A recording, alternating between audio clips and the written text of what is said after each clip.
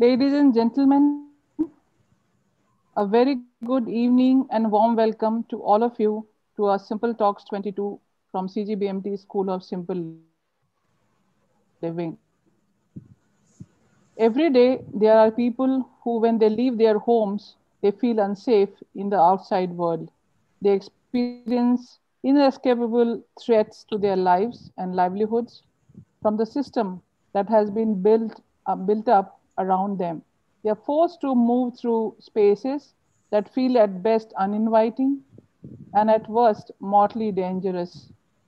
These people are not abstractions, they are our friends, our neighbors, members of our community, our loved ones. We have witnessed in recent years a decline in the use of public spaces as community hubs. What used to be the beating civic heart of the urban space, a place for people to gather and grow together, has become increasingly privatized and sterile. While there are many factors that contribute to this transition, key among them is a lack of safety for so many of us. Our world is becoming increasingly dangerous for so many that we cannot afford to ignore it anymore. These are imperative and our duty to do what we can to change this. The danger is stitched into the fabric of our environment, and rooting it out will require restructuring of our public realm. How can we begin to shift our public spaces and places towards this ideal? Today, this is the topic of our conversation today, safe spaces and places. And we have three eminent speakers with us today on this topic who have been working towards this issue for a very long time from various perspectives. Please welcome Dr. Mala Bhandari, founder, Social and Development Research and Action Group, Delhi. Architect Shilpa Ranade, Principal D Group Architects, Mumbai. And Ms. Aakanksha Manjunathaswamy is not a compliment from Melbourne, Australia. Dr. Mala, with her rich and long experience, will be conducting, guiding, and leading the discussion on this very valuable topic.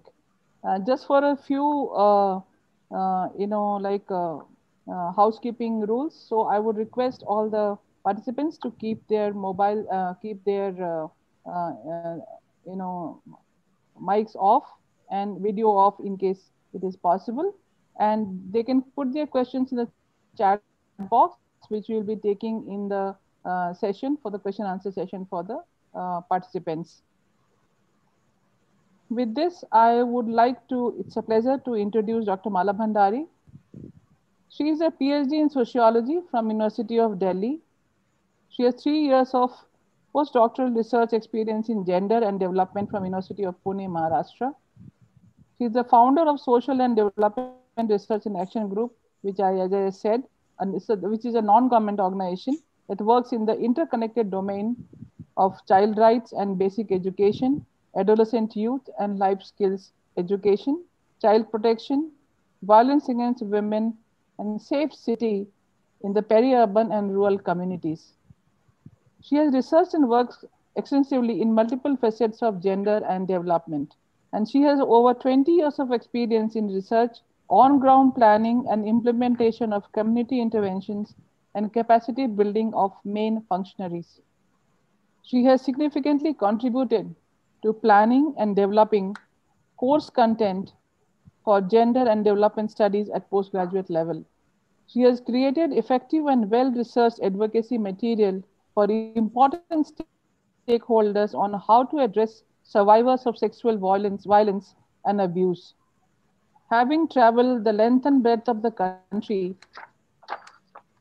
she has worked in various social research institutes and non-governmental organizations and has presented research papers at various academic and professional forums. She is a guest faculty at various colleges of repute. Dr. Bhandari is a member of several district level committees that safeguard the interests of children and women in case of violence and abuse, livelihood deprivation, illiteracy, and ignorance. She is an external member of ICC in various corporations. academic institutions, government departments, and schools, where she strengthens the legal compliances and creates gender-sensitive ecosystem through training of youth, staff, and ICC members. She has been engaged in direct intervention in individual cases of sexual harassment of women at workplace following the guidelines of SH Act 2013. I welcome Dr. Bhandari, Dr. Mala Bhandari, and I request you to take the session forward. Thank you, Neelam. A very good evening to all. It's a beautiful, bright evening with the sun shining so brightly on our heads. And it's hot, but that's the disadvantage of staying in a city, maybe. I live in Noida, and Noida, you all know, is an upcoming industrial city. So temperature, weather, I better not comment on. So coming to the topic, I'm very happy to be with you all today. Today's subject is very good, very interesting, and very, very contemporary in nature, because when we all know that about 70% of the world's population is going to be the residents of urban cities in the next few decades. Imagine if everybody is shifting to the urban places, urban cities, what would happen? The need for designing, the planning, making the cities, urban spaces congenial for human and social life would become more important. Having said that, let me introduce today's topic, which is on space, safe spaces, public places, right? It's so important that even the Sustainable Development Goal 11 talks about safe cities, inclusive public places for people. Now,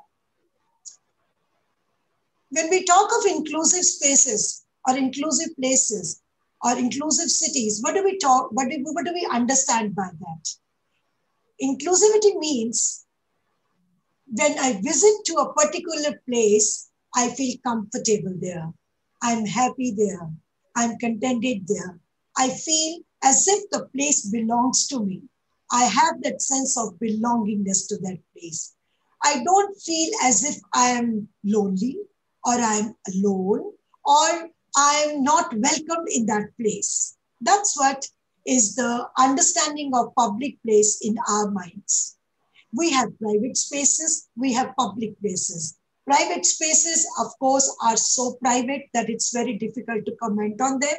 But public places is one which is the responsibility of the state, the urban planners, the architects, and whosoever, all the stakeholders who are directly or indirectly involved with the process of creating the cities which are for human beings.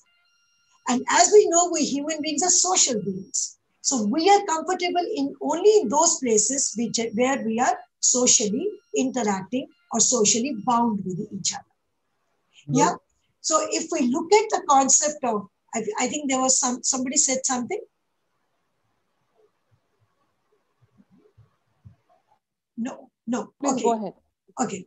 So I'll continue with that. So when we are talking about the safe public places, then how should these public places be? They should be inclusive. They should be inclusive of all kinds of people. They should, regardless of their age, regardless of their ability, they may be differently abled, or they may be,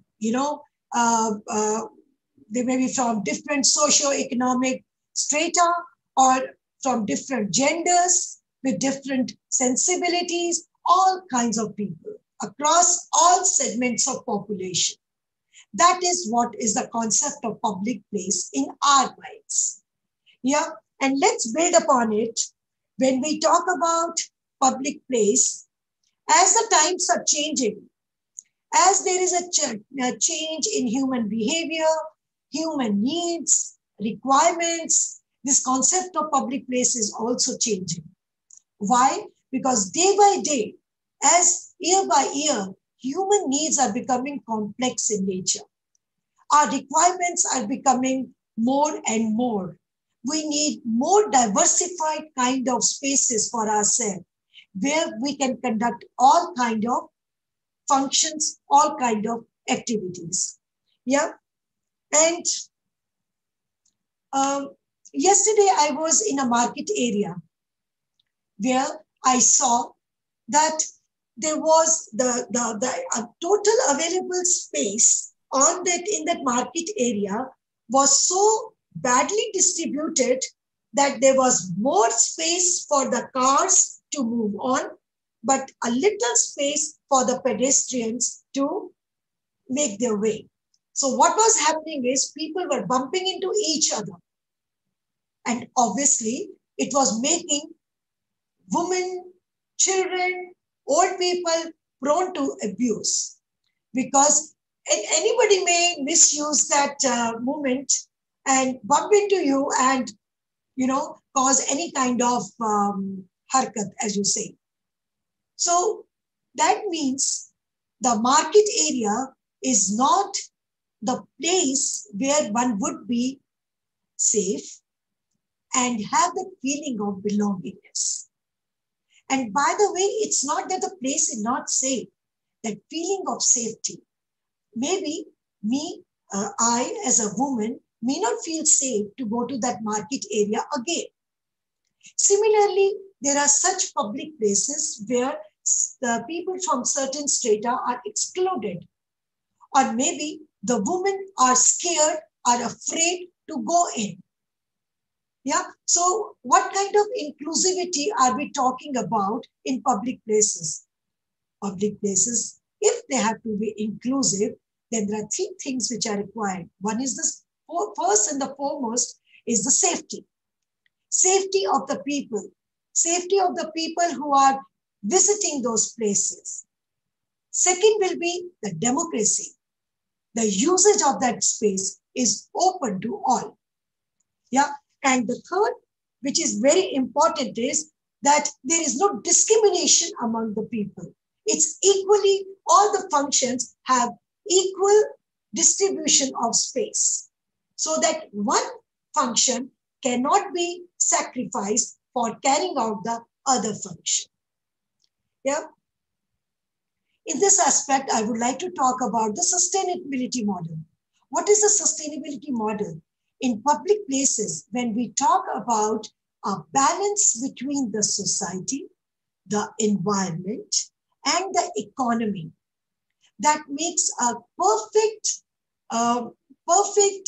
relationship between the three, and there is equitable distribution, people are given their dues, people's rights are not violated in any sense. That is where we say that this is the sustainability model which will keep happy and which will not make people confront each other in the public places. They say there is violence occurring in public places. Why? Because people are not getting their entitlements, their entitlement to the available space, their entitlement to the usage of available space. We have to work on that. Then another point which is very important is people's participation. Inclusivity is participation, that everybody can participate. And it's not only physical participation, that people, diverse people from different categories can be physically there. There has to be social amalgamation also. Social amalgamation means that we are comfortable with each other. What happened recently, what did we see during COVID times? When the lockdown was announced, we saw that hordes of migrants were on the road. Why?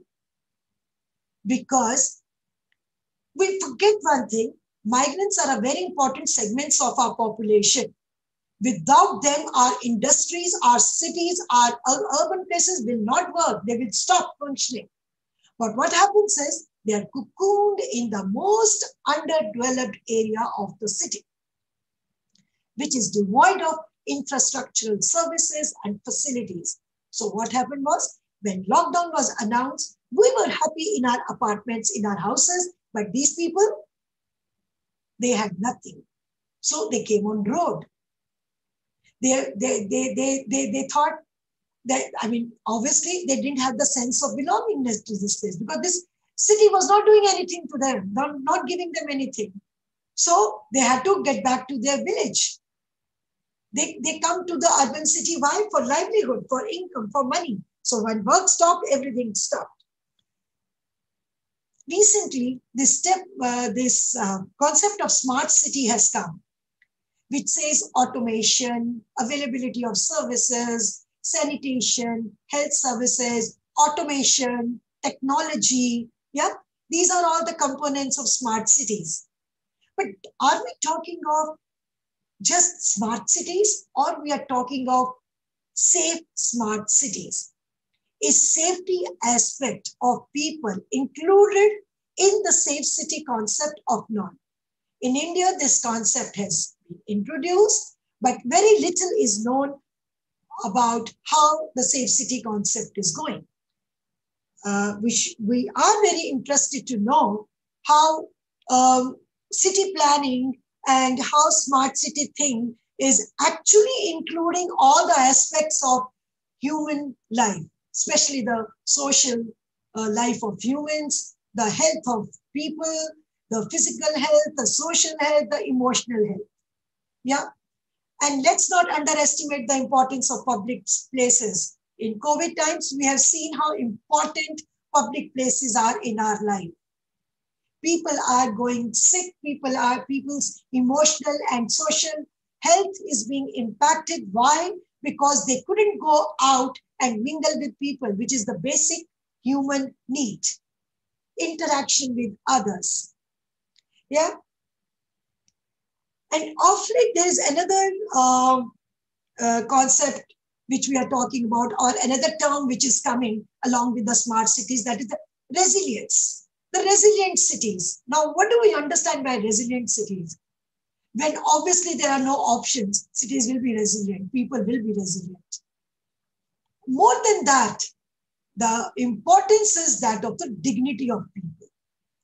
If people are given their respect and dignity within the city, through the public places, with no discrimination, with no uneven distribution, no inequality, then all the people, irrespective of their race, color, gender, socioeconomic strata, all those divides, they will be able to enjoy those public places.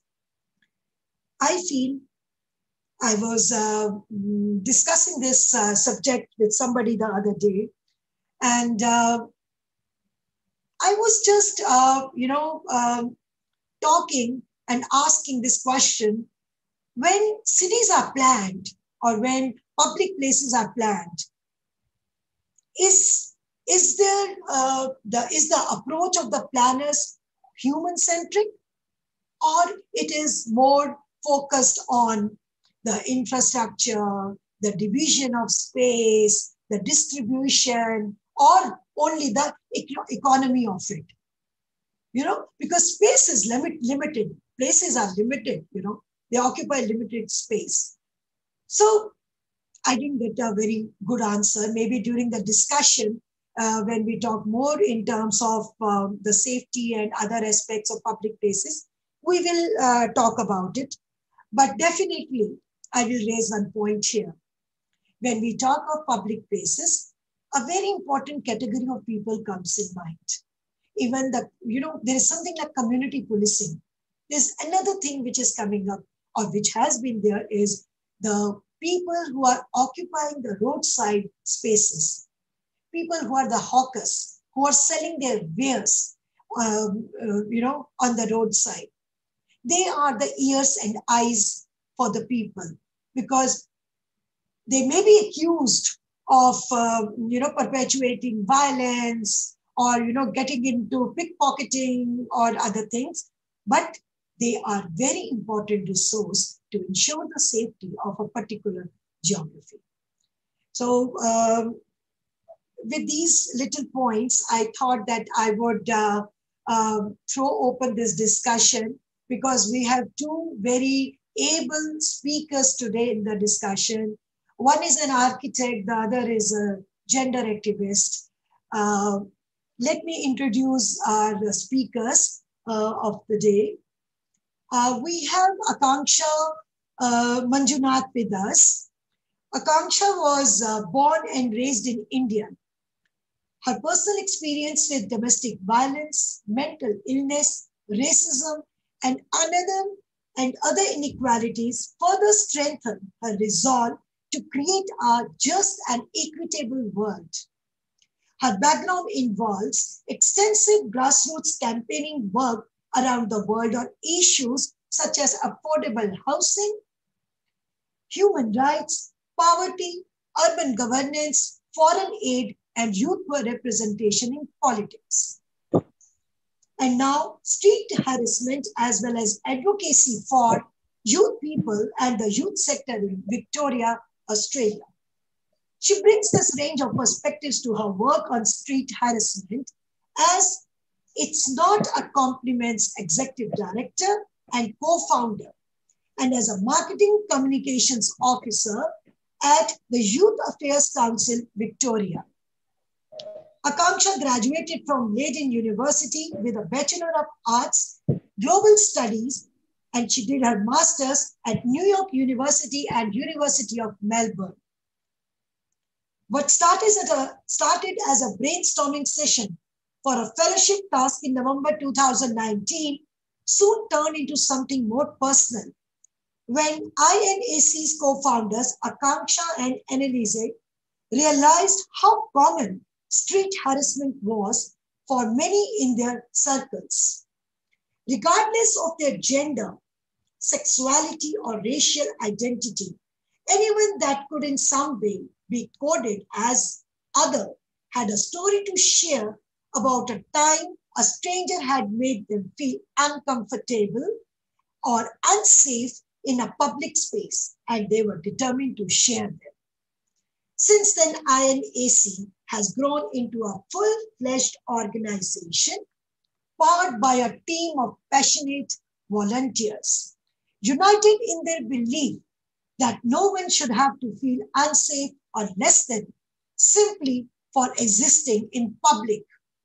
As a grassroots organization fighting for the rights of all individuals to enjoy public spaces free of the fear of harassment, they run projects, workshops, and campaigns that break through the normalization of street harassment and encourage communities to challenge the age-old norms that make this type of harm possible in the first place.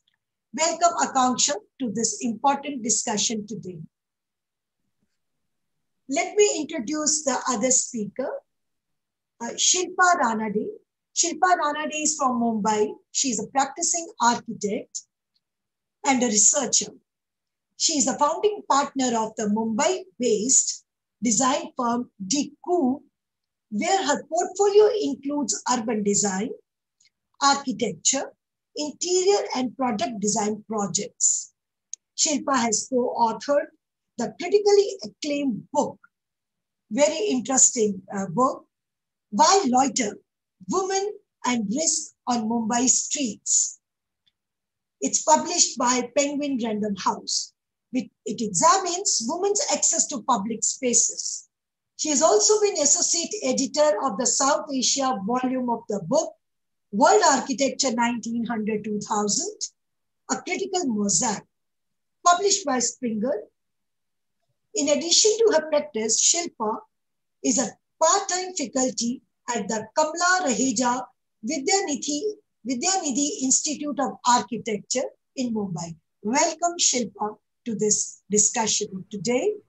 With such distinguished speakers, I am sure that we are going to have a very insightful discussion on the subject. So may I request Aakanksha to come up with her ideas on safety of women, a street harassment of women in public places. Thank you for that. Just before I get started though, I would like to acknowledge the Wurundjeri people of the Kulin Nation as the traditional owners of the land that we are on today, and also to acknowledge that and pay my respects to elders past, present, and emerging, and pointing out that sovereignty was never ceded. So just to get started, I did make a short presentation. So I'll start by sharing that with all of you. Let me see.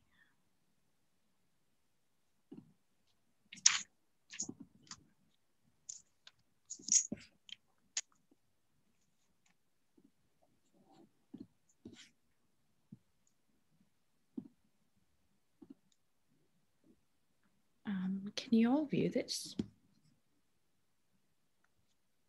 Yes, we can. Cool. So as Mala mentioned earlier, so it's not a compliment, it was actually just a small fellowship task. So me and my co-founder actually met at a fellowship for young campaigners of color back in 2019. And part of the fellowship was to do a small practical task, whether it was to set up a meeting with a member of parliament, run a small social media campaign about an issue you care about. But in our case, we just, I guess you can say we've taken it a million steps further than that, because we started it and then we just kept going. We actually just recently finished our incorporation as an organization and are currently waiting for our charity status to be pushed through by the government. So just a brief history is that when we were talking about what kind of area what type of area we should focus on, what area we should focus on for our fellowship task, we realized that there are so many campaigns that focus on climate change, that focus on poverty, that focus on domestic violence. But what about something that happens every day for millions of people around the world? And we don't even talk about it.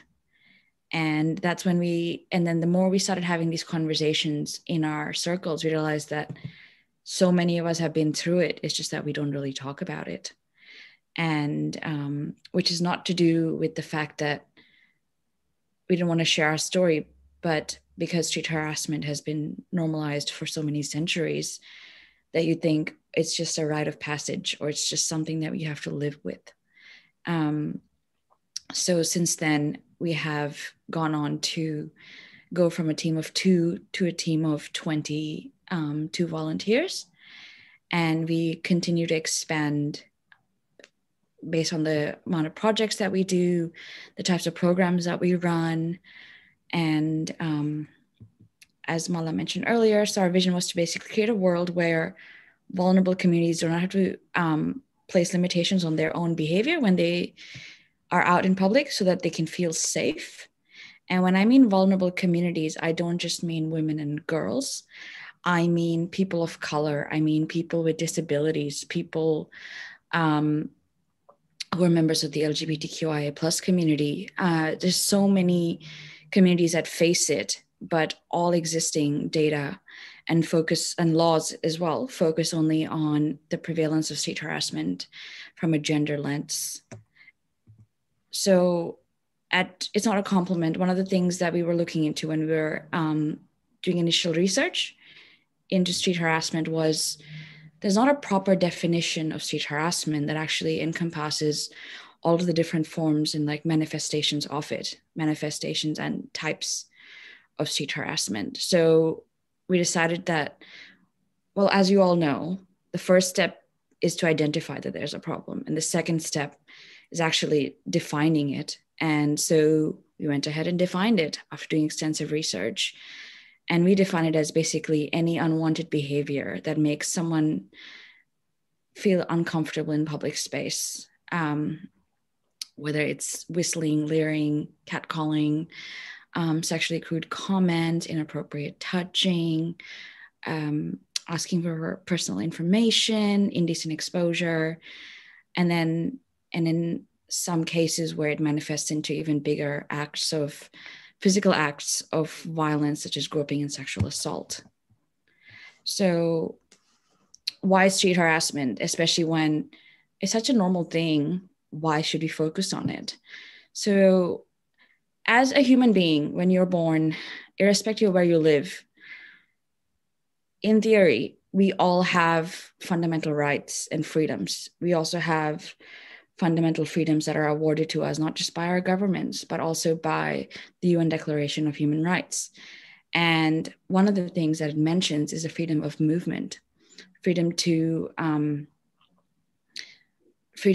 enjoy equality, whether it's in a public space or a private space.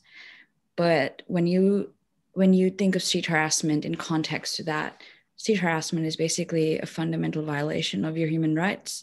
It's a violation of your dignity, because why would someone do it to you unless they think that they can get away with it, or they think that you are less than, thereby degrading your value as a human being? The other thing is that street harassment also affects the streets that you take. It affects your mobility. It affects whether you take public transportation in the night or you order a taxi, because you don't know if public transportation is safe. But then even when you're in that taxi, you're making sure that you're constantly on that app, tracking your location and sending it to your family or friends to make sure that you're safe. Or it's also about walking with the keys in between your fingers to make sure that, even if you're being followed, that you can, in a way, find a way to protect yourself. Or when people put in headphones without any music playing, just so they can, keep an ear out in case something suspicious might happen. So that's what we mean by freedom of movement. Street harassment has a detrimental impact on people's mental health and well-being. When people, for example, someone makes a comment about your body. So earlier today, literally an hour before this presentation, I went to the pharmacy to refill a prescription, and I was on my way back, and literally it's just down the street, and this just two random guys in a car just drove past screaming some very sexually crude comments at me. I don't know them, they don't know me, but they felt that they were entitled and that they were also able to do that because they can get away with it, which means that now when I go down that route, I might think twice, because it might potentially make me anxious. And it's not just my story, it's the story of millions of people around the world. And again, emphasizing that it also goes beyond gender. Especially, for example, at least in Australia, the racism that rose sharply during the COVID-19 pandemic against Asians living in Australia, Asian Americans, so many of them being called a virus, or so many of them being spat on or bullied in supermarkets, on the tram, on the streets. It has an impact, because it's someone violating your fundamental rights, your freedoms, but then at the same time inflicting that fear that you're suddenly, your safety is threatened or could be taken away at any moment. The last thing is that street harassment also exists on a continuum of violence. So it's not just this little innocent little concept that exists by itself. It exists on the spectrum of violence. It stands right next to sexual assault, sexual violence of different forms and types.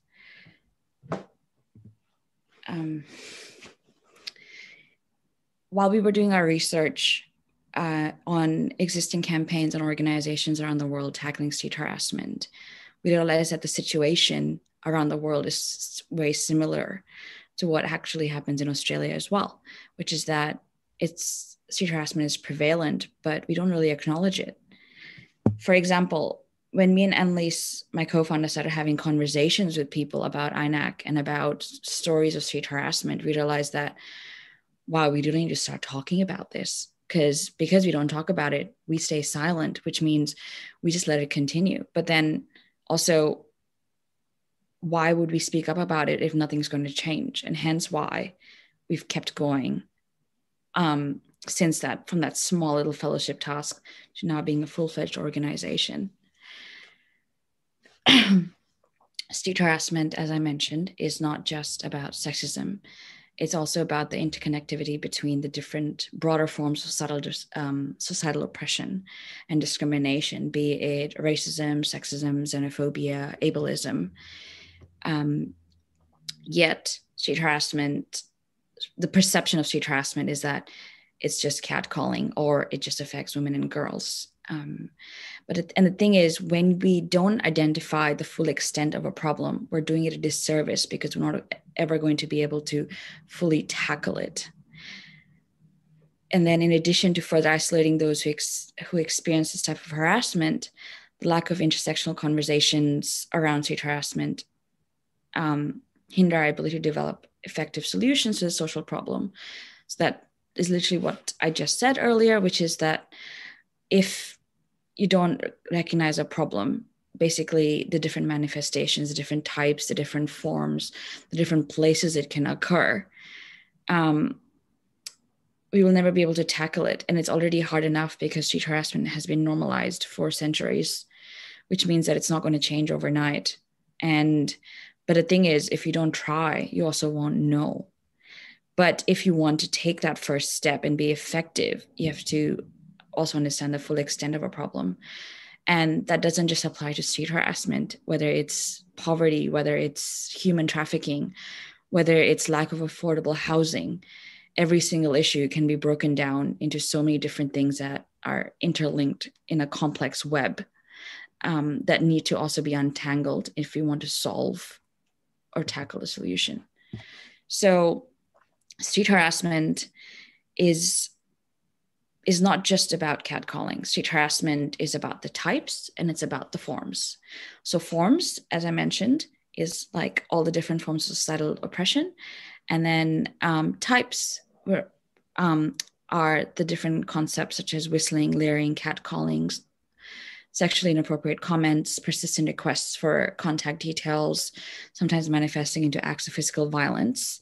So it's actually that the interlinkages between both of these types and forms that actually provide that comprehensive picture of street harassment.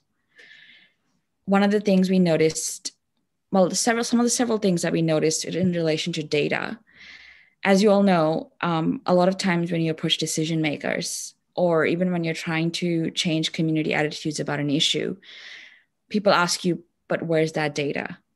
And when we were starting out, we realized that there's a significant gap in the current data around street harassment.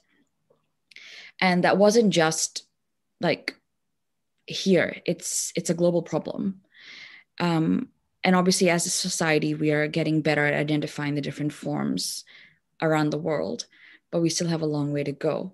So one of the things that we still do actually actively every day is that we try to tackle the existing norms around street harassment, which is that it is a standalone issue, that it is intricately connected to all these different forms of societal oppression, that it exists on the spectrum of violence, and that it affects so many different marginalized groups. And the other thing was that you hear stories, you see it happen to people, you know it's happened to family members when they bring it up. You've had it happen to you. You've seen it happen to strangers in public spaces. And there's so many stories, but they're not highlighted. I remember when we launched online around 8 a.m. on the 8th of November, and within 2 hours, we had more than 10 stories. And it just kept going because people wanted to be heard. And also, that's one of the other reasons why we share stories, is that people wanted to be heard. People also needed a safe space to share their stories. And the other thing that is often ignored is that stories are also qualitative data, which is just as effective as quantitative data, because it's not just about numbers, because there's a lot more to human beings than just being black and white. And you might see a story, it might not have happened to you. It might, because again, intersectionality. So all of us experience probably the same issue or the same incident very differently. Sorry, I'm really tired.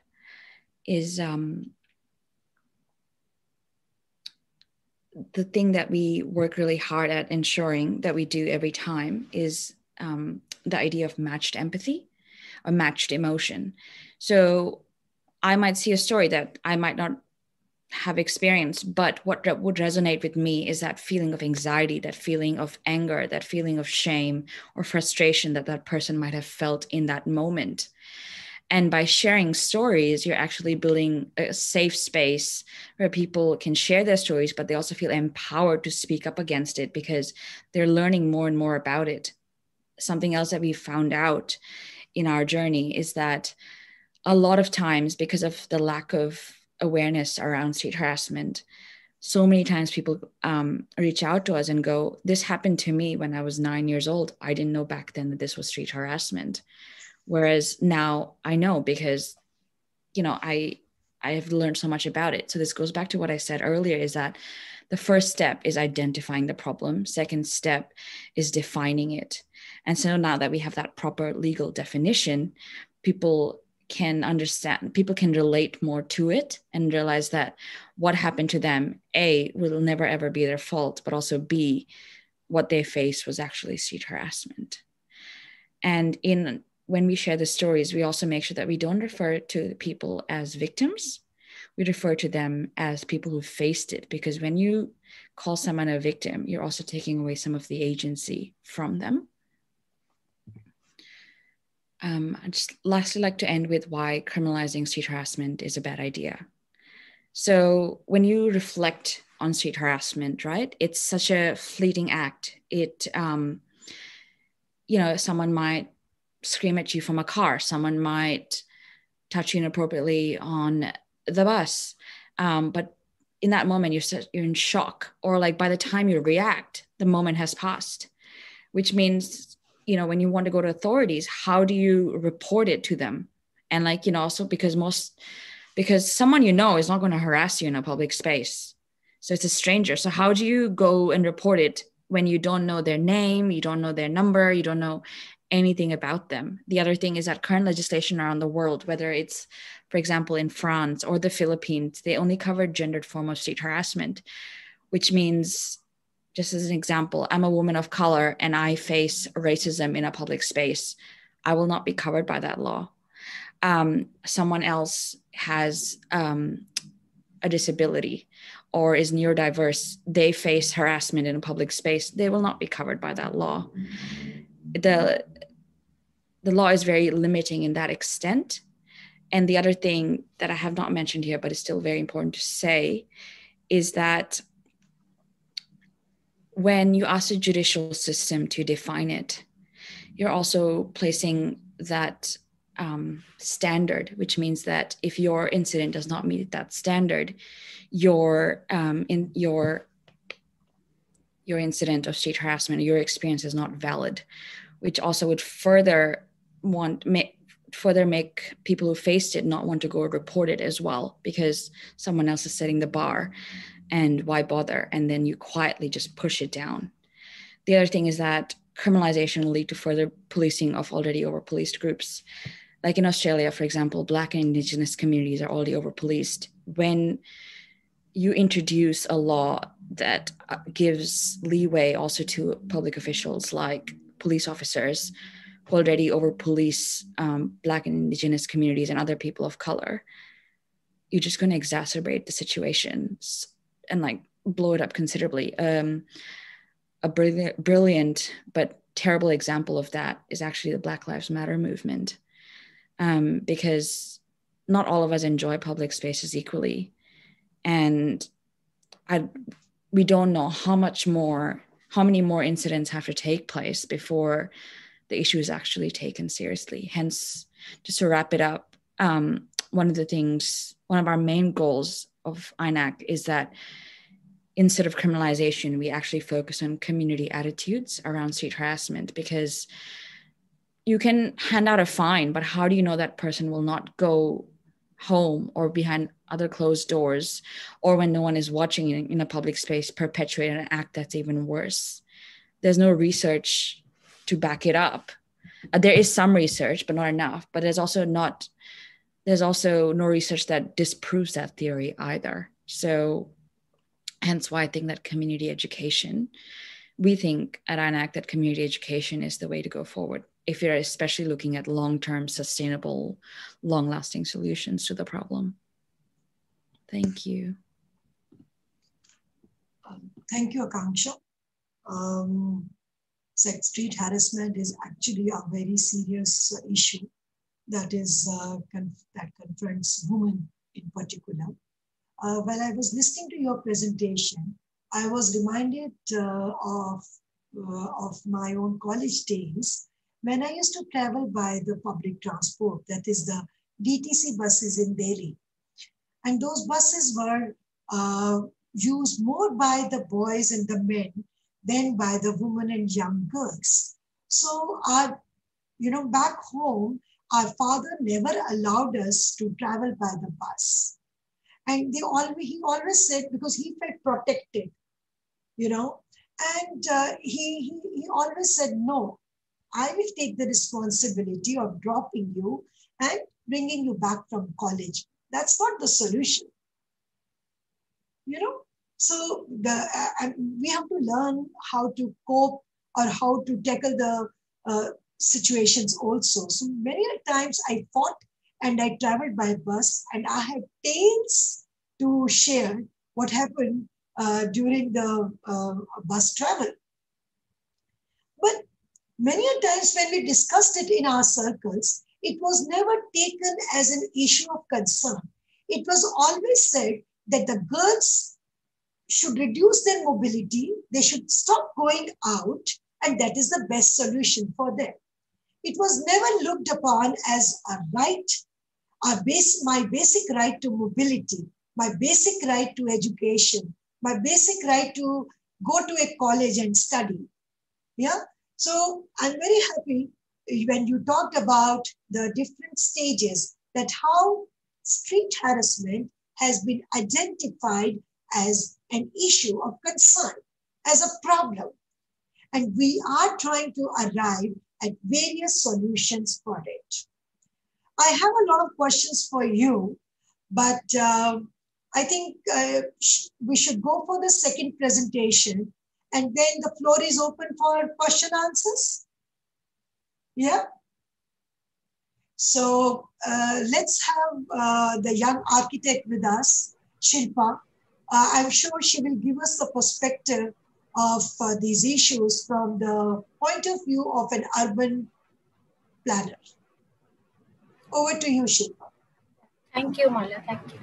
Yes, so Aakanksha, that was a fascinating presentation also, because, like Mala, you said, we tend to think of these as isolated incidents, but actually they really affect women's lives, or people's lives. Like people might change the way they make decisions about their lives. They might change the college they go to.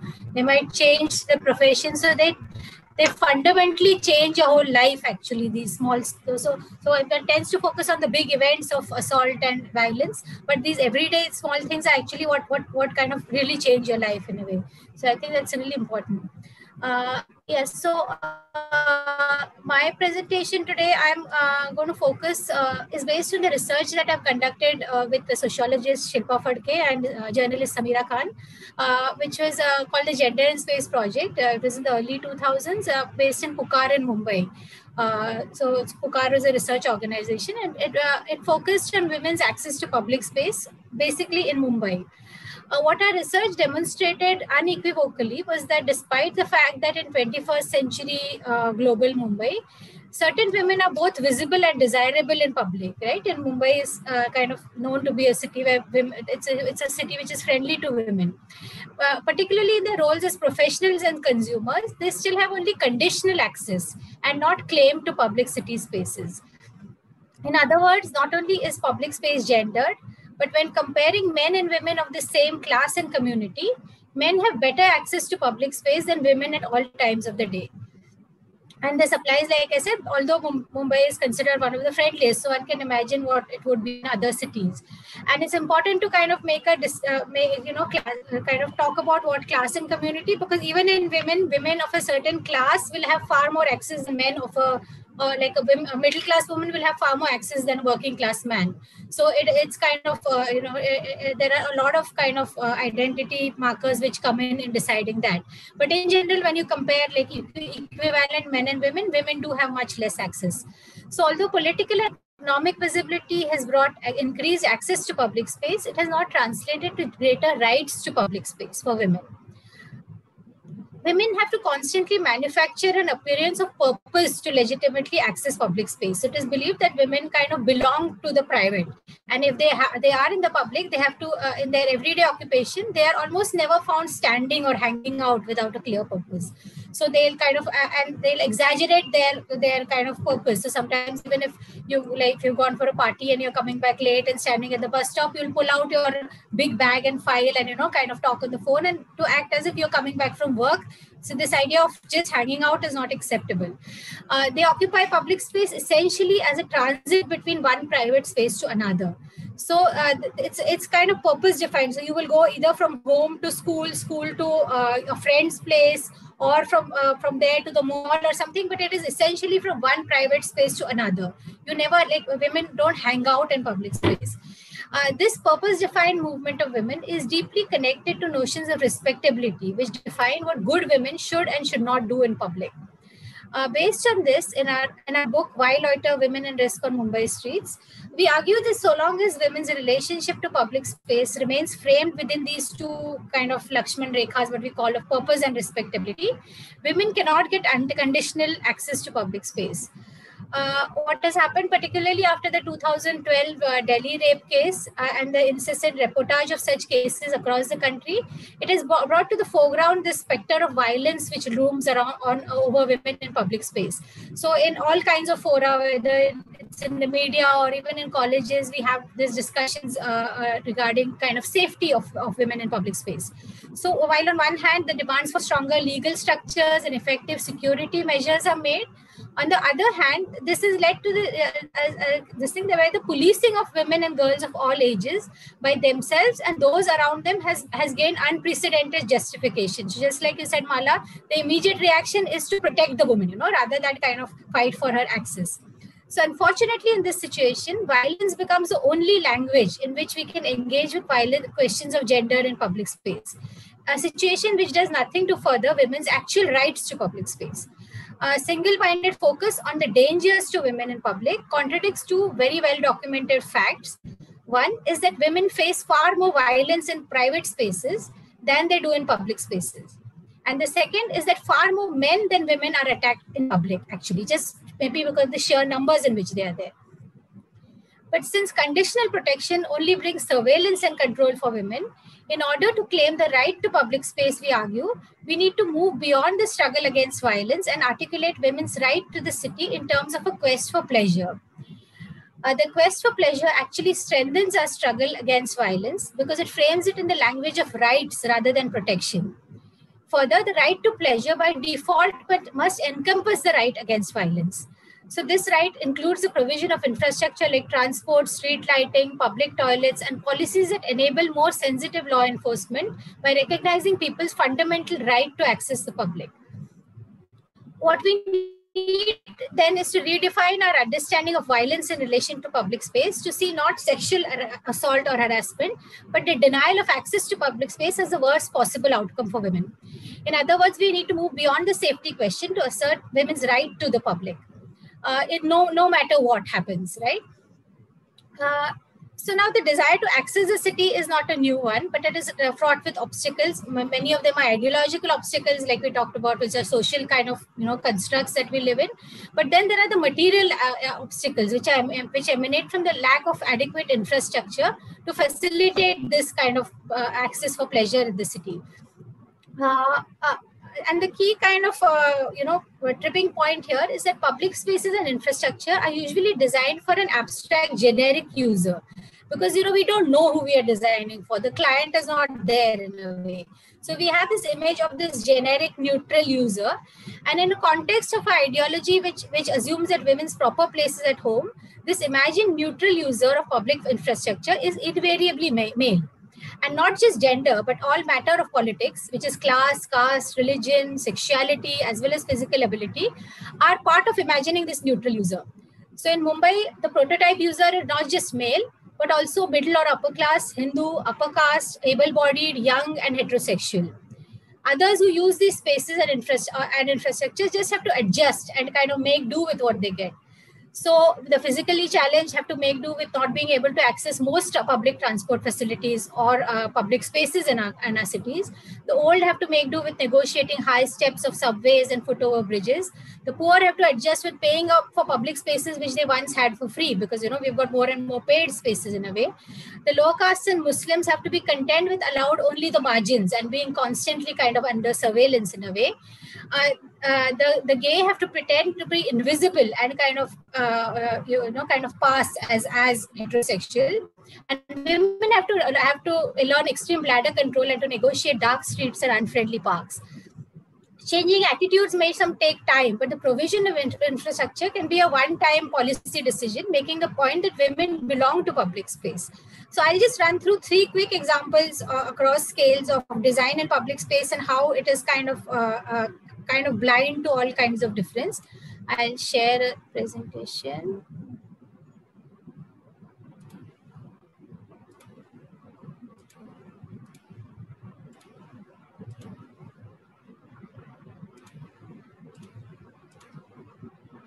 Yeah, so like I said, that the big tripping point is this myth of the neutral user that we have in a sense. So the first example is at a small scale is that of a public toilet, right? So this is a mapping of a public toilet which we did, which is right outside an important train station in Mumbai, which is Churchgate, which is one of the largest terminuses in Bombay. And this is like a typical kind of public toilet actually, where on one side you have this men's urinals. So you have 15 men's urinals which are open 24 hours of the day, right? They don't close. On the other side, I don't know why there's a dispensary in the middle, but it's there. On the other side, you have this whole section of men's toilets, where you have 6 men's toilets. The S are these 2 staff toilets. There are 6 men's toilets and 2 baths, okay? And there are just 3 women's toilets out there. And not just that, but there is one strange window in the middle, so that, there is kind of no kind of separation between the two, like a proper separation. Actually, research has shown that to provide for equal access for men and women, you need to provide twice as many toilets for women as for men. That's because women take far longer to use the toilet. And that is not because they're spending time in front of the mirror, but it is because women are the ones who often take the children. So if they're children, it's women who will be taking them to the toilet. Women menstruate, they are pregnant, they are lactating. They use the toilet very differently. They squat to pee, right? So I think women need much more time than men. But if you look at this toilet, you would imagine that there are like maybe 1/10 of women in public space. And not only that, but they probably don't need to use the toilet after 9 o'clock, because the whole section on the right completely closes. And there are these small things like, which are very minor things, which is like the provision of a hook in a toilet for women. Right? So women carry their stuff in bags. They don't have pockets, which is another problem by itself. I don't know why women's clothes don't have pockets, but they don't. So women carry things in bags. So they need to hang their bag, right? And public toilets don't even have a hook. So you have a public toilet with a Western toilet seat increasingly, which is unhygienic because it's not clean. So you're hovering over the toilet seat with your bag kind of over your neck, and it's an exercise in gymnastics. So you really don't, it's not surprising that women think many times if they're going out in the public for long, you kind of strategize and you think about where is the toilet going to be and what can you use. And for middle class women and upper class, it's okay. You might just scoot into the nearest mall or a 5-star hotel, and you can use the toilet. But that's an option which is not available to many women actually. At a second scale, if we look at a public park. So I'm just going to show two public parks. This is called Oval Maidan, and it's very famous because it's, I mean, both the parks that I'm going to show are kind of where a lot of Indian cricketers have come from. So so this sits in kind of the fort area, the old colonial area of Mumbai, where on one side there's a residential neighborhood, on the other side is a high court, the University of Mumbai, and so on. And on the top left corner is where the Churchgate station is, which I spoke about, which is like an important local train terminus.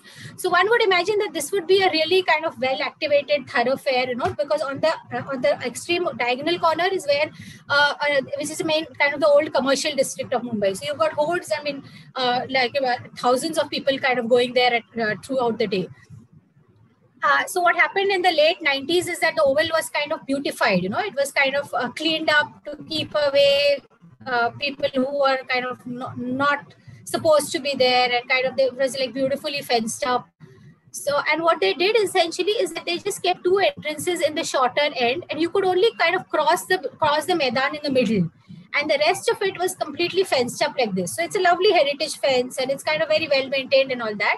But women do not feel comfortable going there because of the simple reason that in the deeper ends of the Maidan, it's not accessible, right? So if something happens, you cannot quickly get out, you cannot go in and go out, and they become like deep dead pockets in a way. So you'll find mostly men hanging out there. There's a cricket academy at one end. You'll find men at all times of the day, but women you'll find normally like along this central footpath in the morning when they're walking or so on, but you don't find them at other places in the Maidan. On the other side, you have Shivaji Park, which is a kind of again in a middle class residential area.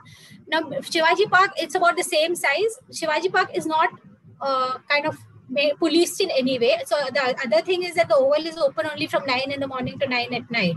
So it's kind of policed. So one would think technically there should be a safer space, right? Because it's fenced, it's got policing and so on. On the other side, Shivaji Park cannot be fenced because you only have a low kind of a katta wall all around it. So there is a gate, but it's a nominal gate because you can always kind of hop over from the other side. It's open at 24 hours of the day. So you'll find all kinds of people there at all times of the day. So let's see. Am I audible? Because it says my internet connection is unstable. It's fine, right? Okay. Yeah, so you find like old people, like younger people, you find women out there who are sitting alone and just reading, which is a rare sight in our public spaces. So the fact is that unlike what intuition would say, where you police the public space to make it safer, actually more and planners and urban designers have repeatedly pointed out that the way to make a public space safer is to welcome more people rather than to try and keep others out, in a sense. And these two examples are really good kind of demonstrated very clearly. The third example that I'll come to is at an urban planning level, which is that increasingly our cities are kind of getting sanitized into these zones of, you've got residential zones, commercial zones, industrial zones, everything is put into its own pocket and kind of cleaned up. But what happens is that in these, so this is a people count that we did in Nariman Point, which is a commercial district in South Mumbai. And what we find is that even at the highest, in a sense, you just have 19% women and 1% children in that space, right? So what happens is that in that actually mixed-use neighborhoods where there are people out in the street, you have shops which are open till late, there are eyes on the street, they are far more comfortable for women and for other marginal citizens than kind of these kind of exclusive zoned areas. So I'm just going to quickly show this is Ballard Estate, which is another South Bombay commercial area, versus Chembur, which is a mixed-use middle-class kind of area outside the station at the same time of the day. And you can see how kind of occupied it is, and you can imagine what will be kind of a more comfortable space to be in. The same places at, so this is, I remember, but same at around 10 o'clock in the night. And you can see that Chembur is open even kind of late into the night, and you'll find people there like even later, so it becomes much more comfortable for women to be out there. Yeah. So just to kind of wind up, the point is that these the clean lines and people-less streets don't necessarily translate into more comfortable spaces for women, and the other thing is that although I'm talking about women here, the effect is that when you design for women and when you start thinking about the others who are actually the majority of the population, right? In a sense, if you put just the able-bodied upper class kind of a young man aside, the rest of it is like the majority of the population. You're actually also providing for them because you're also trying to think about them. The idea is to kind of change the perspective away from this neutral kind of imagined user. And the other thing that we also found is that women are kind of kept away from public space by putting up this kind of a imaginary opposition between women and other marginal citizens. So women are like middle class women are seen like the working class or Muslim man is seen as a threat to the middle class kind of Hindu woman. And in effect, both are kind of kept away from public space. So actually, it is important that we think that you cannot think about access for women while not thinking about access for others. It's only when one kind of argues for access for all kinds of people in public space that women can get kind of adequate access to public space. Yeah, so I'll stop there and we can kind of discuss further as we go. Mala, you're on mute. You're on mute.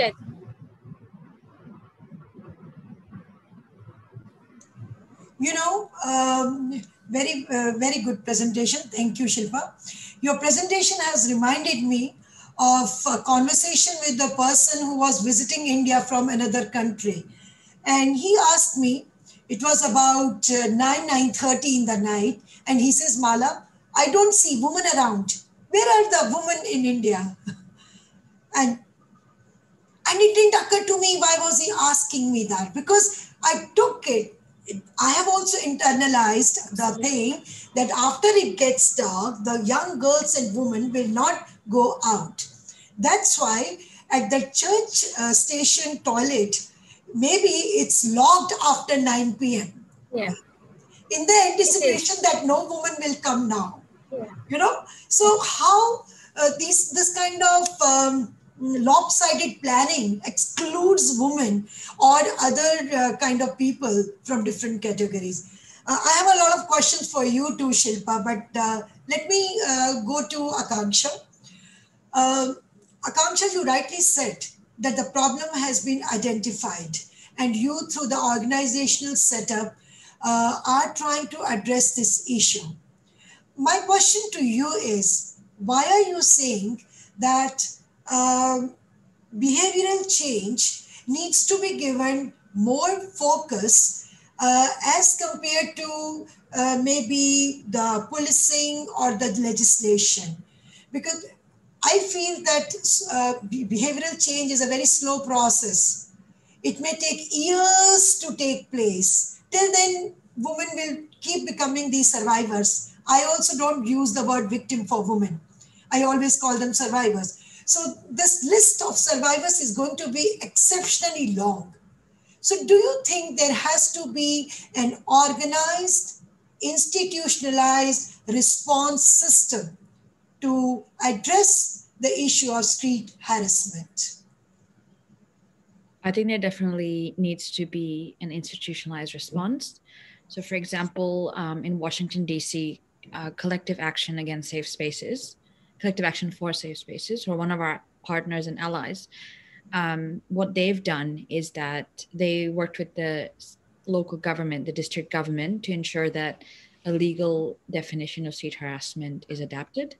And then additionally, that it was compulsory to have educational and community education and awareness programs around street harassment. And something that's something that we've adopted as well, but we've added on an extra layer, which is that we all have a role to play in when it comes to creating safer communities. And hence why we think that it's a combination of recognizing the problem on a legal level. It's also ensuring that community education and awareness become the norm rather than the exception. And then additionally, and community awareness and education also involves being able to identify, like I mentioned earlier, people who are like, I now know that this was street harassment, because then that's the first step to tackling the problem. And then the other thing is bystander intervention training, which is stepping up when it is safe for you and for the person who's facing the harassment from the perpetrator to step in and help them out without actually making them feel less than. Because the thing is, one of the many reasons street harassment is normalized is because, as they say, the standard you walk past is the standard you accept. And because we walked past it for decades, for centuries, it's an accepted thing, which means that if you see someone facing it, you might not call it out. But also there's the flip side of you might not know how to call it out. Hence why we give such a big weightage to community education and awareness. Because sometimes, for example, you might think, I've seen this, I want to help, but you might not know how to, whether it's poverty, whether it's human rights, whether it's climate change. But then once you start doing your research and once you, for example, hear about it, you have these conversations about it, you start to realize there's actually so much more you can do. So one of the main objectives of our training, three of the main objectives of our training is that A, you're able to identify and understand different types and forms. B, we have 4 to 5 different methods that you could utilize. And depending on the situation, of course, because as you know, it all happens so quickly most of the time, in most cases. And C, if by doing it, you have to ensure that you're not putting yourself or the person facing it at risk. And which means that the hope is that it creates the domino effect of, when you call it out and you have all these other people watching, who will then realize that this is something that is wrong. And the reason that we say we prefer community engagement over criminalization is because, for example, take a thief, you might find him stealing something, you might, and then, you might give him a fine, or you might have spent a month in jail. But how do you know he won't do it again? And maybe next time he might even get away with it. And the same analogy works here as well. The 2 men who felt completely okay screaming at me from the car while I was just minding my own business, walking back from the pharmacy, 300 meters from my house. How do I know that if they had been called up, they won't do it again when there's no police around, when there are no cameras around? And especially in terms of when you focus on handing out fines, you're also focusing on diverting judicial and police resources, which are already quite, they're already under a lot of pressure, and they're already overutilized. There's not enough manpower. So when you divert attention to things like this, which this time could be allocated doing something better, or something different, rather than having to sit around and police people, is just a monumental waste of, say, the federal budget or even the state or local budget. So that's where I'm coming from. So what I understand is this issue has been identified, but still this issue has not been centralized. Yep. Has not been centralized. And that's why it's not been felt so significant and important that maybe in the name of resource crunch or other things, it's, sidelined. But then maybe we forget, by not addressing the issue of street harassment, we are sending the woman back into that vicious circle of loss of self-confidence, not going to work, loss of mobility, and maybe back to no school or formal education. Well, I have so many more questions for you. But Shilpa, when you were talking about the infrastructure and how the planning, lopsided planning, as we say, restricts the entry or the participation of people across different categories, then one thing that comes to my mind is there are 2 things. One is the process, the other is the product. So process is the planning process where, multi-stakeholders consultations are conducted, the views, the perspectives, the opinions, interests of everybody, who is going to use that space is being consulted. And second is what product, what facility will be created in the end. So do you think that there is more focus on the product than on the planning? That's one part of the question. And second, maybe you can answer me first this and I go to the second one then. Yeah, you're right. I think the process, I mean, it's very critical that the process changes and the kind of the focus is not only on the product. And to a degree, the processes have changed because there are many more kind of, and I think it is part of, I'm not a planner actually, so I wouldn't know, but from whatever my experience of it is that certain kind of stakeholder inputs and all are necessary actually now in the process, right? So they are part of they're required of the process. I mean, one very good example is the Mumbai development plan for 2031, which was released about 3 years back or roughly. So it was supposed to, it came first in 2014 and then it was revised and kind of put out again. And there were a lot of stakeholder, like civil society kind of interventions in that. And that was not only from the side of the government and the planning authorities or people who were given this thing. So they organized it, but the civil society itself was also very active. And they formed their own kind of, nodal groups around different issues, and they discussed it. They discussed the development plan proposals, and they went back with kind of suggestions and criticisms and so on. So I think in that sense, as a process, it was kind of, I think it is happening to a degree. What happens, however, is that to a degree, like what happens in many cases, it remains lip service in many ways, so it will kind of get done, but not necessarily it will get included. Also, when it came to gender, like Mumbai is actually the only plan in the country which has a gender component to it, the development plan, the 2031 DP. But a lot of things that the kind of women's rights groups had kind of suggested didn't get included. So there are things like there are working women's hostels and land kind of allocated for that and things like that. But you know what happens is that these are kind of tangible solutions which can be ticked off and showcased. But then there are more intangible things like transportation. Like women use transportation very differently from men.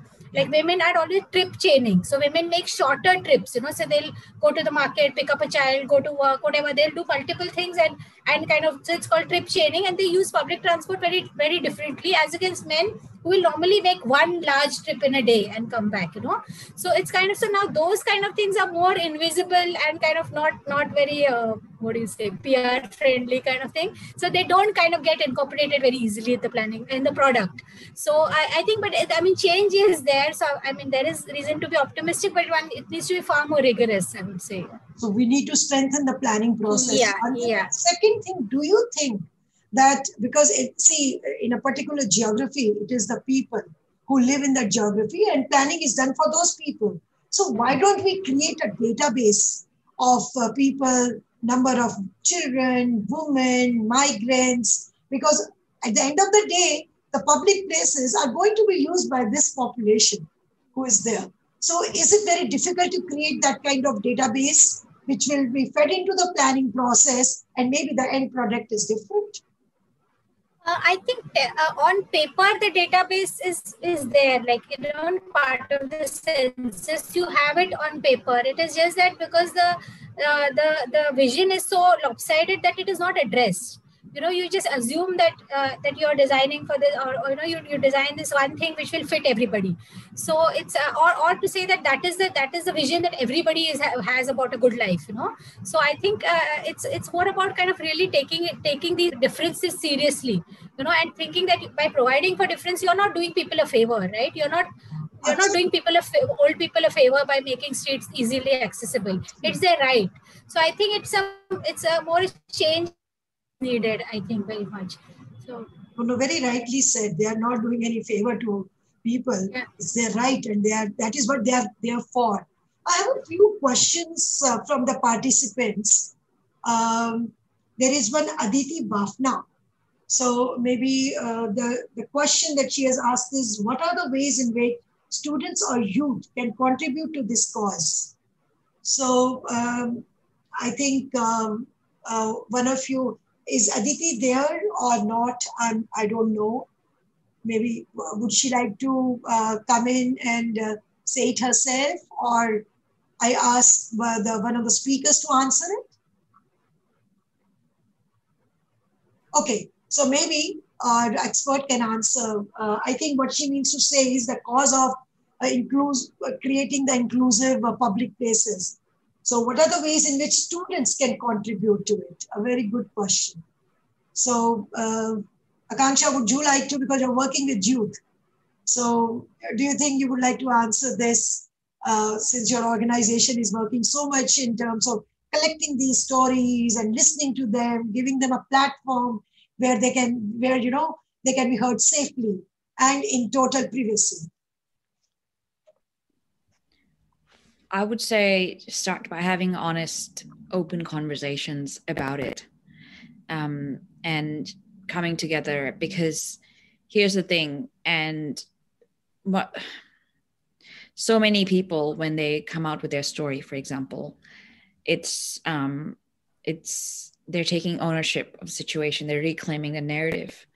And so by having these conversations on how often it happens or how it's happened or when it happened, you're actually starting that process of getting together, whether it's in your group, whether it's your family, whether it's your friends, whether it's your coworkers, or whether it's your classmates.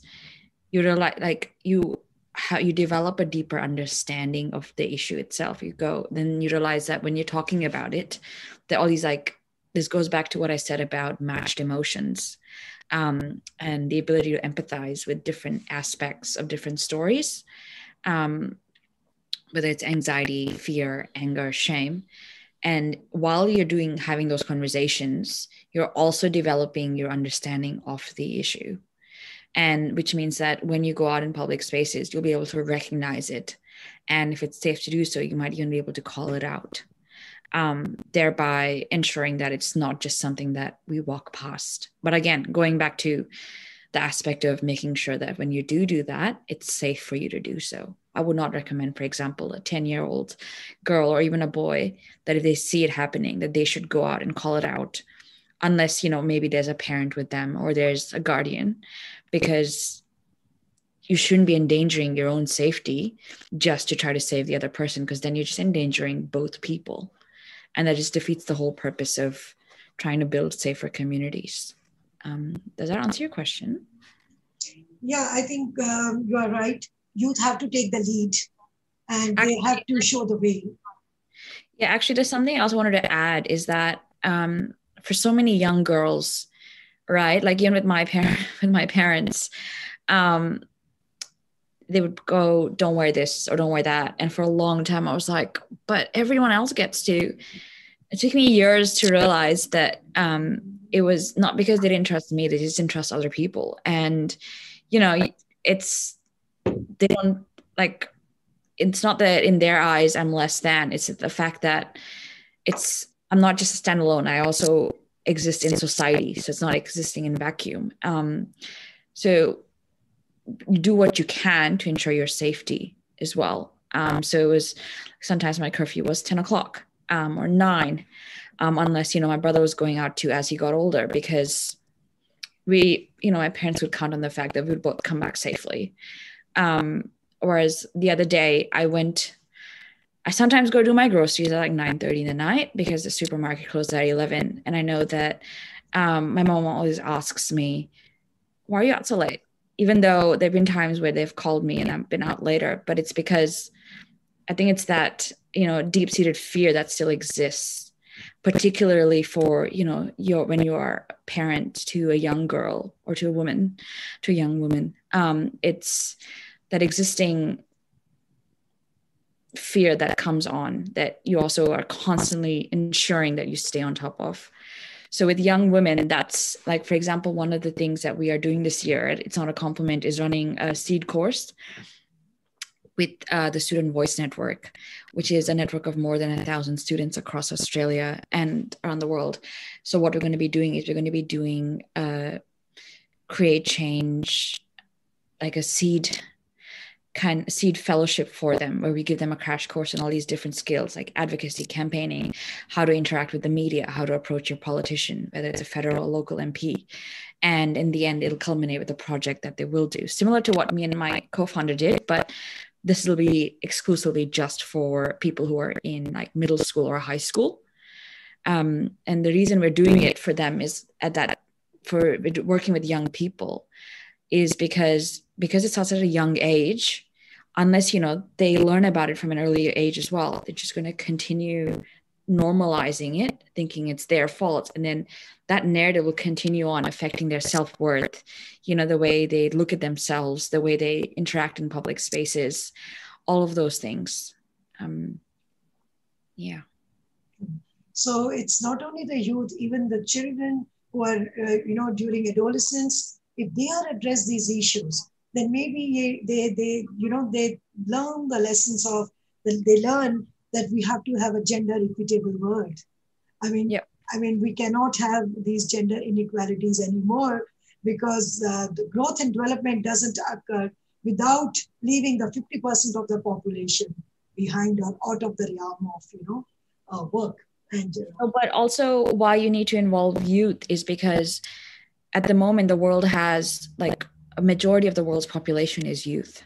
And they're also not the future, they're already here and they're already taking charge. So, and clearly current solutions to problems have magnificently failed. Absolutely. And so why not take on that fresh perspective that young people bring on? Absolutely. Yeah. I think you answered the question very beautifully.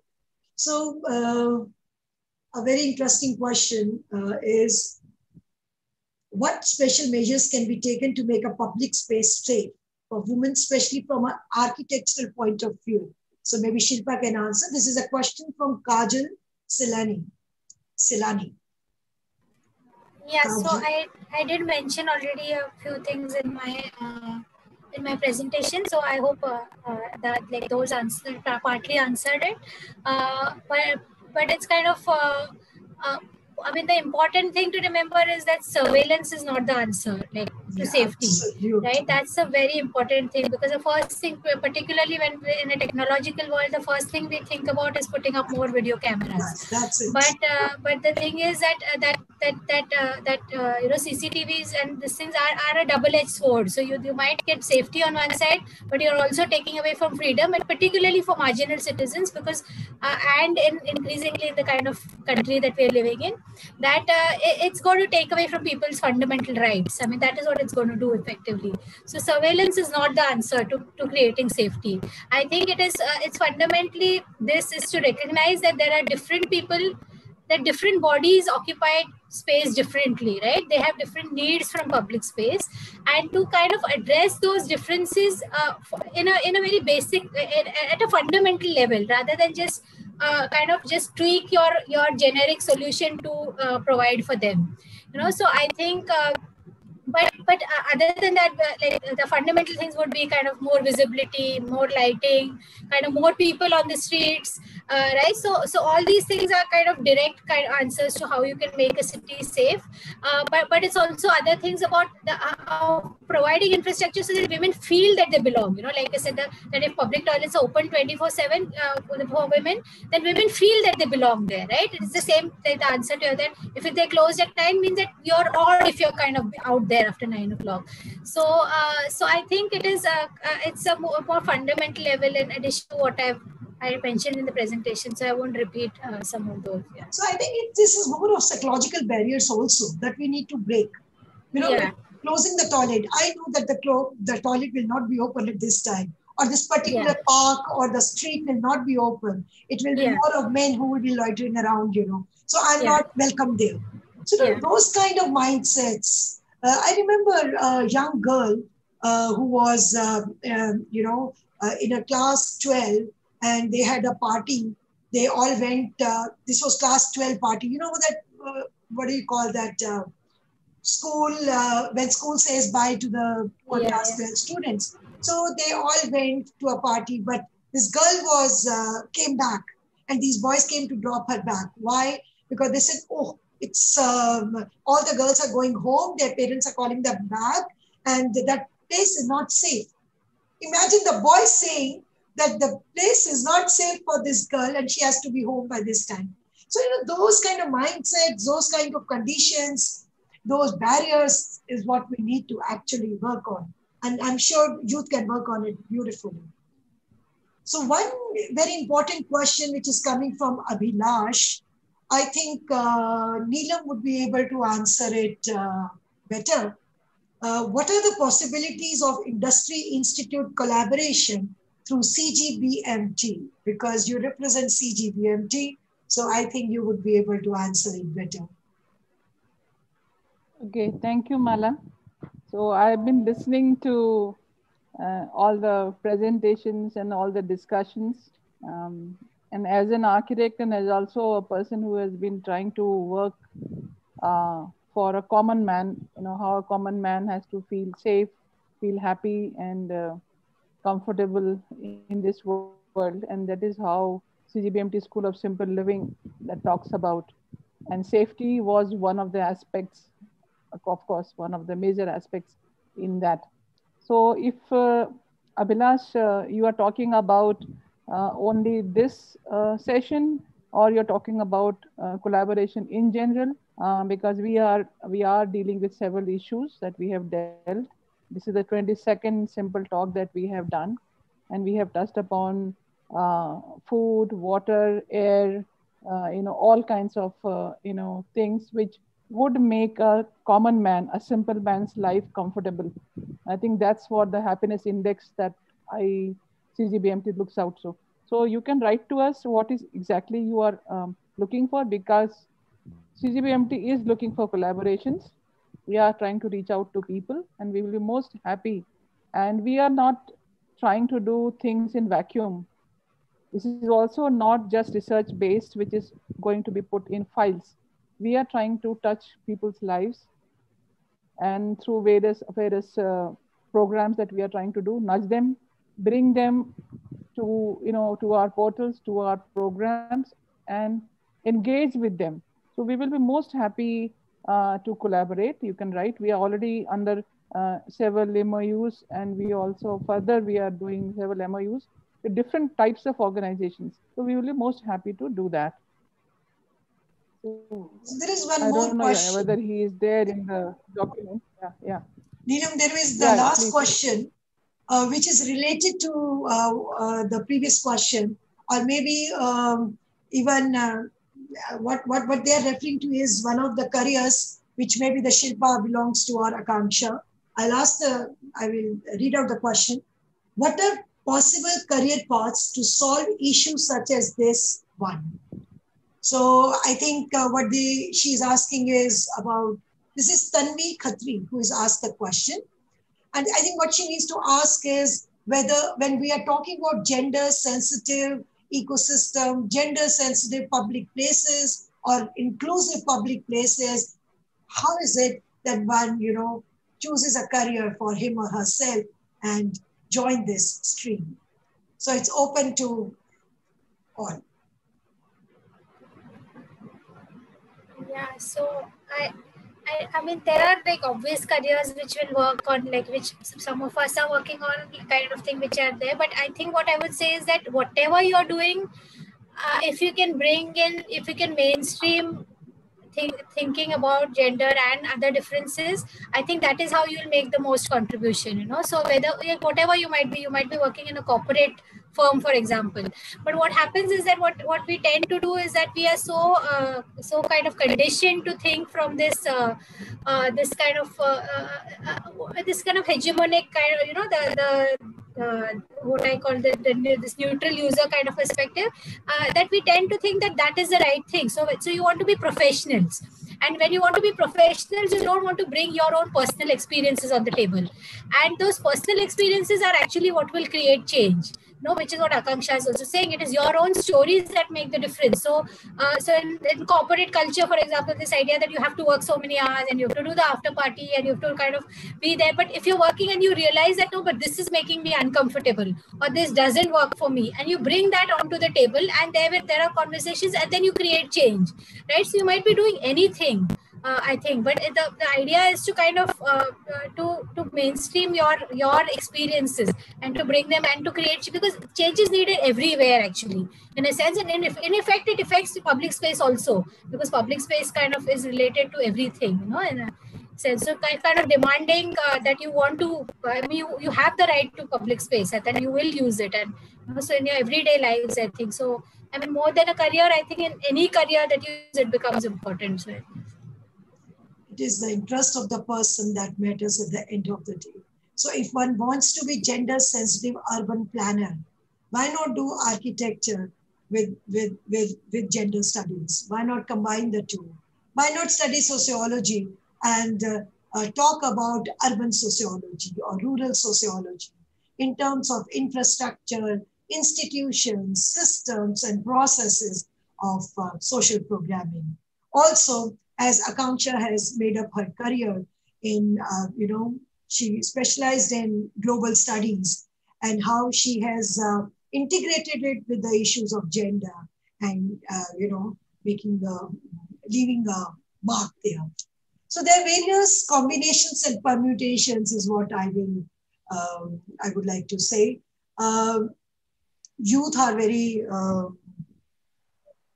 smart these days. And, there was a time when we had only 3-4 professions before us. Engineer ban jao, doctor ban jao, ya CA ban jao. My whole family, is from those professional categories. I am the odd one out. So I was always laughed at. She has nothing to do. She just, does what. So these days, there are lots of professions, lots of career choices, and you can do great in any of these. Just to be strategic about it, though, just thinking of it, if just looking at the question as well, it depends on when you identify the stakeholders, because in this case, the stakeholders are general public, educators, policymakers, civic organizations, it's corporates, it's other non-for-profits, it's men who are the main perpetrators of violence, and it's also the marginalized groups. So it depends, who do you want to work with, or also where would you be most passionate as well? Because something that a lot of people come across when they work on social justice issues is that besides passion, what you also need is hope, because you're not going to solve any of these issues, be it climate change, be it or achieving sustainable development goals. You're not going to ending human trafficking. None of that's going to happen in one day or even 1 year. It might not even happen in a lifetime. But hence why I say that as long as you're passionate and also hopeful. So, you could be a decision maker. You could be, maybe you love drafting policy. Maybe you love creating campaigns. And then you adapt that to the issue that you're also passionate about. It's kind of like an intersection, basically. Absolutely, Aakanksha. Yeah, you could be even an artist. It could be even an artist who expresses these injustices in the. I know many people who have social issues expressed through their art, their sculptures, there are many other ways. I mean, so their possible career paths are so many. I mean, as I think both everyone, all three of the speakers were speaking, I think anything is possible, right? Well, this subject is so interesting. It can go on for hours together. I don't know if there's a time limit, and or if we can go on further for some questions. We should be closing it actually. Yeah. Okay. I have some questions which I had been doing, but I think most of it has been answered. So I think it's fine. So as an architect, I would like to add some points. I think we need to slightly revise maybe even our town planning guidelines and rules and regulations that we have, the Town Planning Act, in terms of planning, which says, so many toilets for women and so many toilets for men. As Shilpa was talking about, there are norms that we have actually in our Town Planning Act. And similarly for other things also, there are many standards, that really needs to be, changed, and that can be addressed only when the voices come, and then somehow, more voices come, they become stronger, and then somebody taps the door, and then it becomes a policy or a law or an act or a rule or something like that. So it has to go that way. So that is one more aspect that is there. And schools and colleges, transportation hubs, these are all places actually where I think the public places where all these things that we talked about, actually the standards for all these are sort of given, and people try to stick to the standard just like that. So I think more sensitive planning, because that might be the minimal, and if it is not there, it's not going to change in the next 15 years. But as architects, like Shilpa was speaking, can actually change, designers can change certain many things, in fact. And one more thing which I have been, as an architect all these years, that I have been telling, that architect is a catalyst of change, because they really influence the behavior of people through what they design. And most of the life, acts takes place in those places and spaces. So this is something which is very important, that designers are supposed to be looking at, how to make it safe, and safe spaces and things like that. So this is something, in designing also a lot can be actually contributed in designing, in providing rather safe spaces and places. And of course the social part is another very important part, media is another very important part, and all these things need to be working together to really take this whole actually movement forward. So these are some things which, and that's where, so though I am an architect, I am also sort of, it has shifted to me, because I feel that architecture is it's a social service thing, because we have to look at architecture as a profession for service to society. It's very recently there's a term which has started coming up, and everyone is talking about social architecture. Because, but for me, architecture was always social. You have to, you can't be, yeah, it has to be social all the time. You are not always, creating for yourself. You're creating for other people. You're creating for public.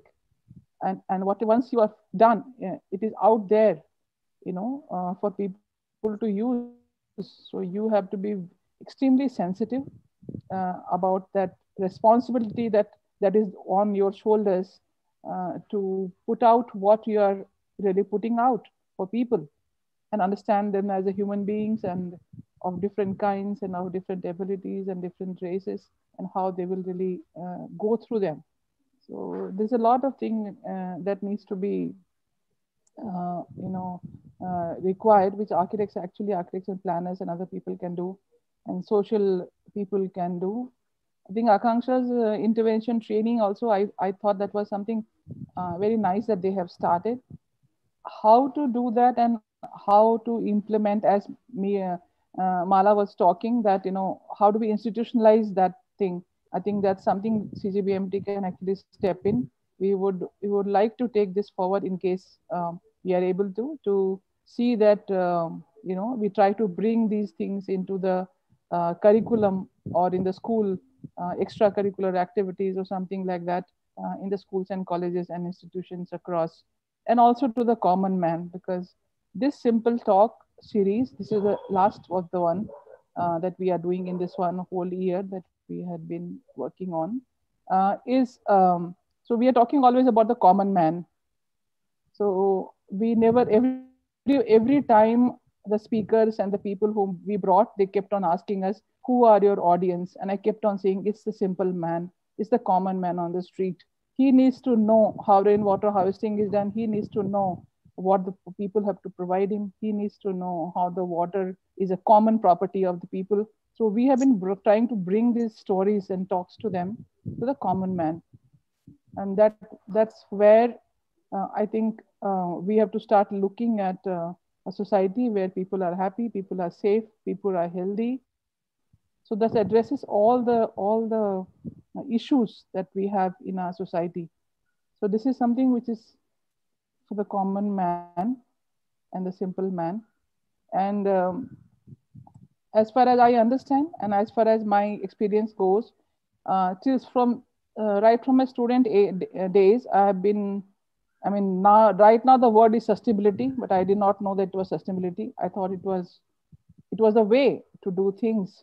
So my thought and my belief is that no COP21, COP25, COP30, or even COP50 can solve all the SDG goals. It is the common man, when he's awakened, he is pushed in the way that he's supposed to be pushed, and not pushed, I would say, rather guided in that way, that we can actually solve these problems of the SDG, or achieve these SDG goals to even the slightest extent. It's the common man who will do it. It's not the people sitting in the bureaucrats and this and that and all that policymaker. It's a common man like you and me and everybody else. I think that's where the solution lies. And that's why we have been trying to bring all the grassroots people who have worked with the absolutely people at the grassroots level to make larger transformative changes, rather than trying to only address big organizations and things like that, because that doesn't work actually in the end.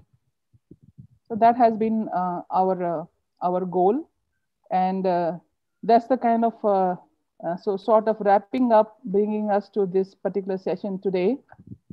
I think I'll just sum up. I think already everything has been spoken. It will be more like a repetition. Yeah, so our public spaces must allow for all individuals to interact safely and respectfully, and those in authority must treat all users with compatible respect. The public space needs to encourage people to help one another and to practice stewardship of the space. We must care for one another and for the urban spaces that in which we live.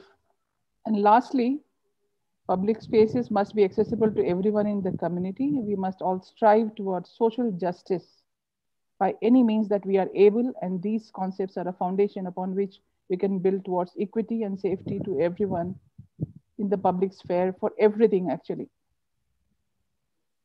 I will end with this by thanking to this program, as I said, is being held in partnership with Dalbagh Education Institute, Dalbagh Agra as institutional partners.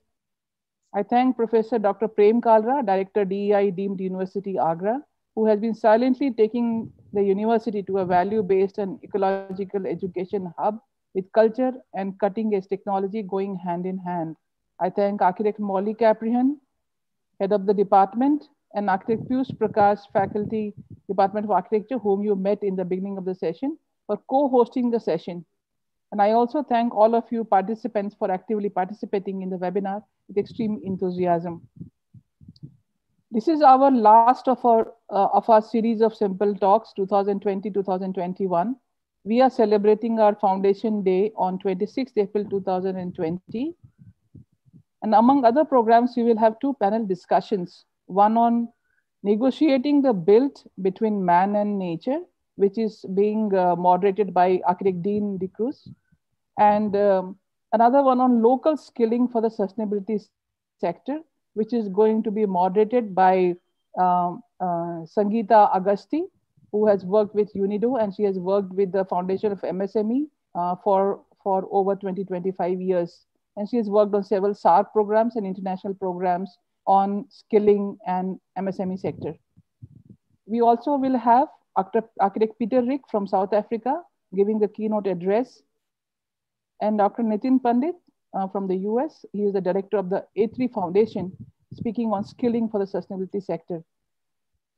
We're also having a virtual quiz program on environmental and sustainability in daily life for children in the age group of 9 to 12 and 18 to 22 years. I request you all to participate as per your convenience.